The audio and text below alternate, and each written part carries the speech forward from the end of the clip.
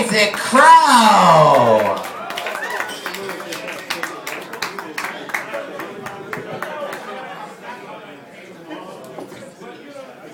Hello. Alright, so, I took the bus here. Anybody else take the bus a lot? Yeah! It's the bus. Let's calm down. It does suck. It does suck. But I've been riding it for a year, and I've completely lost all my ability to drive a car. The last time I drove a car, I fell asleep at the wheel. Nope. If you've ever fallen asleep at the wheel, it's not great.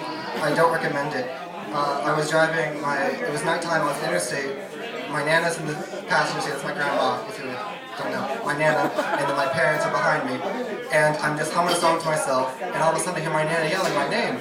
I'm like, what's this bitch's problem? But then I realize, as I'm thinking this, my eyes are opening, and I'm heading diagonally off the road. And I'm like, oh shit. So I swerve back on, I'm acting like nothing's happening. And my parents are waking up like, what the hell, did you fall asleep? And I'm like, no. I'm trying to act like I didn't fall asleep, even though there's no good reason to swerve off the road. I'm trying to think of a better one, because I'm too embarrassed to admit I fell asleep. So I click on the radio, I'm like, that'll help, the radio. I was tired, so tired that I fell asleep going 60, but Four Non Blondes is playing What's Going On, so I'm going to stay awake all night now. I'm singing along aggressively with the radio, I'm like, what's going on? And my Nana's like, I don't know. And it was just really awful. But back to the damn bus. When I ride the bus, it's cold now, so I wear this huge winter coat that makes me look really wide. And so no one really sits next to me on the bus, because I sit next to the window. And you think that's a good thing, because I want to crowd with space, but I get offended when people don't sit next to me on the bus. Because I feel like people should want, you don't want to sit next to me, I'm just listening to my iPod, being good, doing nothing. You want to go sit in the back next to the guy who's talking to himself and is clearly out of meth. You want to sit next to him, as in he had meth, but now he is out of meth. So, I want people to sit next to, I don't want them to sit next to me, but I want them to want to. I'm very neurotic about that. But, and when I'm on the bus, it's quiet time for me. I don't want, even if you're my best friend in the world, I don't want you to talk to me. Because I don't want people to listen and blah, blah, blah.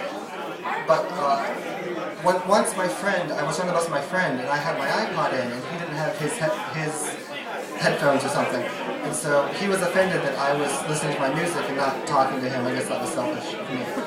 And I was like, oh, fine. And so I take my headphones off. He's like, so what are you listening to? And I hate that question because I can't talk about music. I'm awful at talking about music. I can't describe them. I don't understand what people say. I'm like an old person.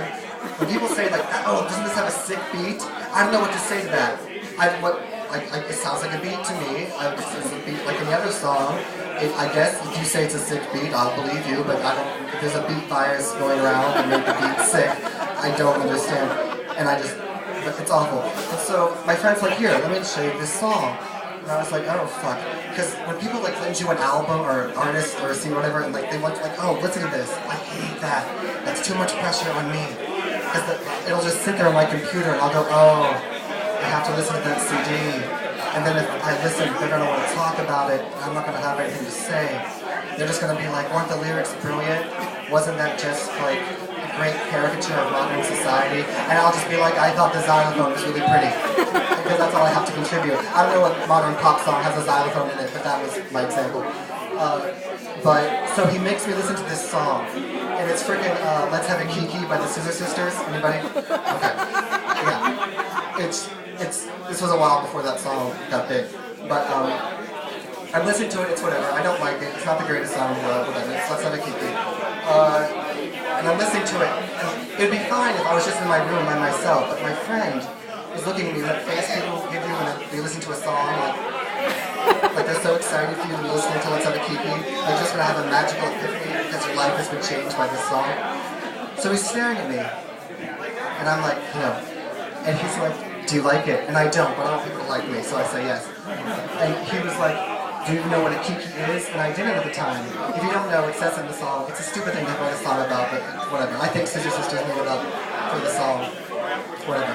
But I said, no, I don't know what a kiki is. Instead of explaining it to me like a nice person would, he kind of rolls his eyes and sighs. It's like, as if to say, well, you're never going to get this song because you don't know what a kiki is.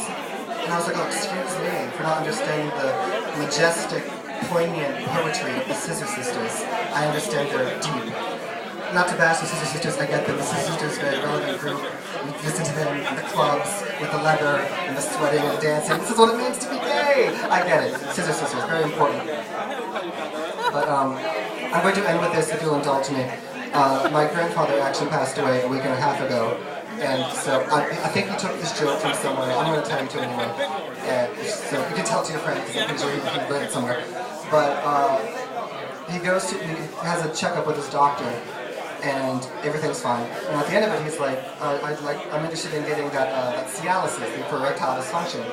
And his doctor goes, oh, are you sure your sex life is active enough that you want this? And my grandfather goes, oh hell no, I'm just tired of pissing on my shoes. So that's what I have to do. Thank you.